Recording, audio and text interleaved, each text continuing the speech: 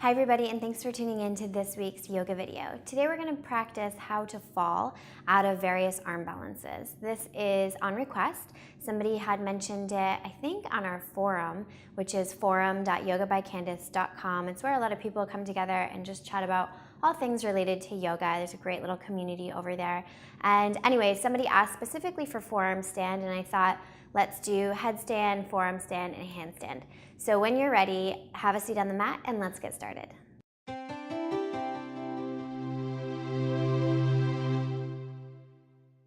Okay, I just want to teach you how to fall out of various arm balance poses, because I think part of the problem that people have when they're coming into headstand, forearm stand, or handstand for the first time is they're dealing with a lot of fear. One of the fears is that they're going to break something or hurt themselves. I know for me personally, forearm stand was like so scary. For some reason, headstand, no problem. Handstand, I didn't really care about. But forearm stand, for some reason, I thought I was going to break my neck. And the truth of the matter is, yes, you can definitely get hurt practicing these poses, but the body is stronger than you think it is, and oftentimes your fear is more dangerous, I suppose, than the actual pose itself. So I thought if we could just acknowledge what the fear is and then learn how to safely fall out of these poses, then it will make practicing the poses easier, more approachable, and something that we can all do. So let's get started with headstand. There are two different types of headstands. The first headstand I'm going to cover is supported headstand. So that's where you have your forearms on the ground. You begin by grabbing opposite biceps. You don't want to grab opposite forearms because then your elbows are too far away. So opposite biceps. Take the hands out in front, interlace the fingers, and place the head down onto the ground, and then begin to push into your arms already. And as you do this, you'll notice there's a round in my upper back. So we push and then curl the toes and lift the hips and then walk forward as far as you can. Then when you're ready, you're just going to lift one leg and gently hop off the bottom leg. So we're not kicking. And that's the first thing, because if you kick, you're going to send yourself all the way over. And it's going to look like this. And it doesn't feel that great, especially if you're not warmed up. So I don't recommend it. We don't want to kick over and go with momentum. We want to lift up. So to do that, we need to push into the arms and use the core strength. But if we feel like we're going to fall, the best thing, I think, would be to try to come back down instead of flip over. So to come back down, the trick is to keep that bottom leg as close to the ground as you can. So if you think of it like a seesaw, where a seesaw straight out, you have one person sitting here and one person sitting here, you want to find that sense of balance. So when you approach headstand for the first times until you're feeling comfortable, commit to having your legs in a V or like a seesaw, your legs spread.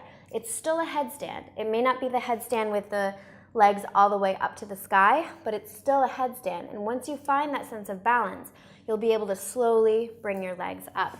So the trick to not falling out of supported headstand, keep that bottom leg as close to the mat as you can, as close to the ground. And I would say you could go to about here. So maybe in line with your hips. You don't want to go over your hips. As long as this leg is at your hip height or lower, you'll be able to safely just drop back down. And that's provided that you're just lifting up or hopping up off that bottom foot and not kicking over. Because if you kick over, you'll fall over, which is what we want to avoid for the most part. So that is how not to fall out of supported headstand. The next headstand we're going to cover is tripod headstand. So for tripod headstand, you're going to have, I like to draw an imaginary giant triangle on the mat, and then place the hands at the base of the triangle and the head at the very top of the triangle. So my elbows are going to be back behind me. One of the most common mistakes I see is that people keep their elbows out to the side. You want to do this like wax on, wax off thing where you're like sucking in. You want to have the arms to your side And just humor with me and do that with me right now. You're gonna go wax on, wax off, and you squeeze all throughout here. And that's where all your upper body strength is going to come from when you are in this position. So with the head down, the wax on, wax off turned on, you're just gonna walk your legs up, and you can bring your knees onto your arms and then press into your hands, and maybe you'll lift up.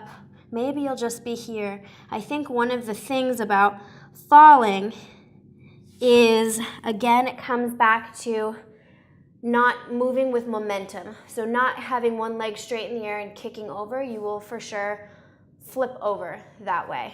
Instead, think about pushing into your arms and the wax on, wax off. That will really stabilize you and give you a strong foundation.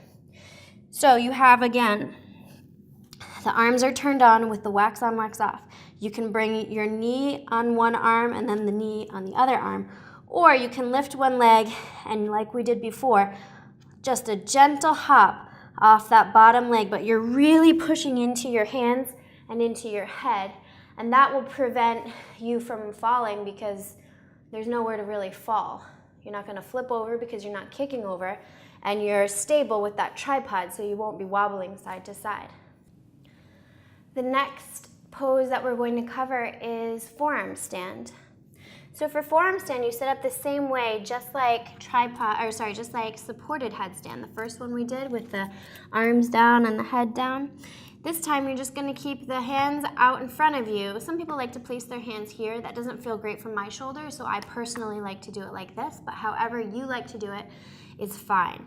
Make sure that you're grabbing opposite biceps, so that way we know that our elbows are exactly where they should be. They're not too wide, not too close.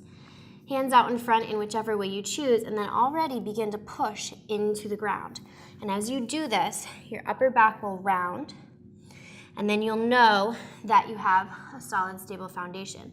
Now what I like to do is once I come up, I like to shimmy on either side of my arms so that I can remove that fleshy part of my forearm out from underneath me. That way my bone here is really firmly planted into the ground and I have a solid, stable foundation.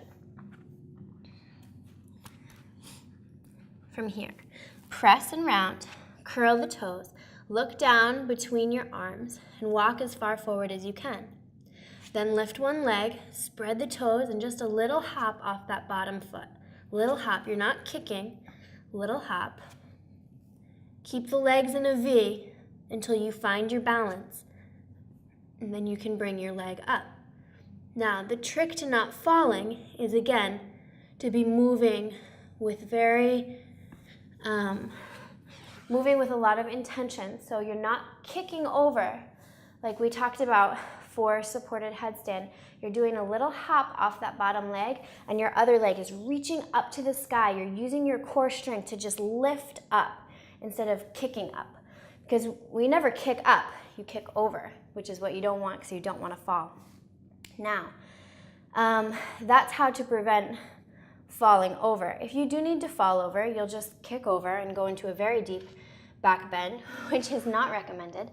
You can also use the wall, but I don't recommend using the wall, and here's why. When we use the wall, we know that we have this thing behind us that can stop us. And while that might be nice for, like, I don't know, mental, reassurance or whatever, you know that no matter what you do, that wall will be there to stop you. So you can kick up, and you probably will kick up, especially if you're a beginner.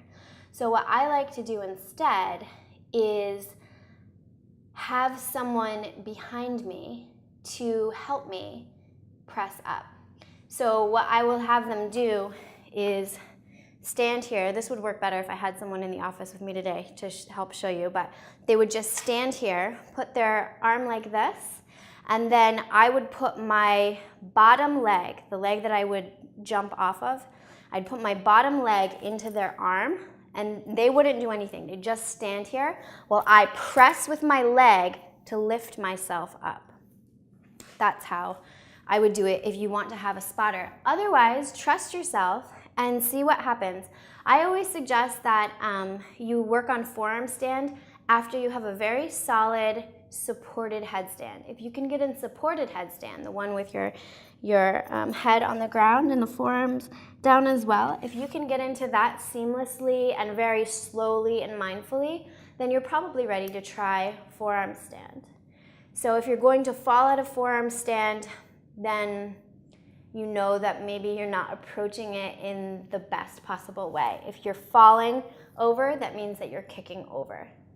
And you shouldn't be falling to either side because you have a solid foundation with the forearms on the ground. The last pose I want to talk about is handstand, and I'd like to show you how I practice it. One of the common fears, I think, is that people are nervous to tip over, and we can avoid that if we enter the posture in a mindful, slow way, using core strength, using upper body strength, and not kicking over with momentum, because it's that momentum that sends you over the top. So let me demonstrate what I mean. If we're in this position, you want to have your shoulders over the wrist, hands plugged into the mat, and then I just kick up. I'm going to go right over top because I kicked up hard with momentum. The preferred way to practice it, if you don't feel like toppling over, is to lift one leg, shoulders over wrist, lift one leg, spread the toes. Use this bottom leg to just lift you up.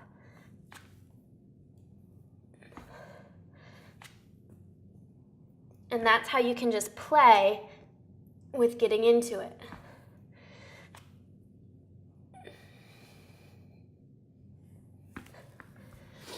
The key, again, is not to let that top leg swing you over.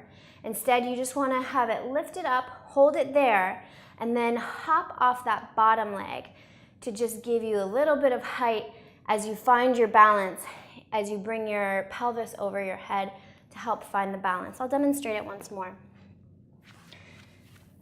Instead of kicking up and over, like that, we want to lift the leg,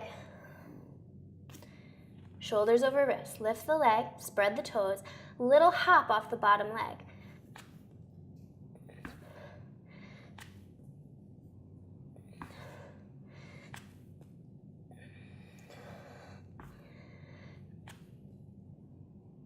And then when you're ready, just come down and rest. So the key to avoid falling from handstand is to hop off the bottom leg, keep that upper leg lifted, and avoid letting it drop down to swing you over top. If you do have to swing yourself over top, it's no problem. You just make sure, well, obviously you want to be practicing when you're completely warmed up, but if you need to fall as you come over, you're just going to go slowly into like a wheel pose and then bring your upper back down onto the ground and rest and hang out here until you have the energy to continue practicing. I hope that was helpful. Thanks so much for tuning in to this week's yoga video. Please remember to like, comment, share, and subscribe.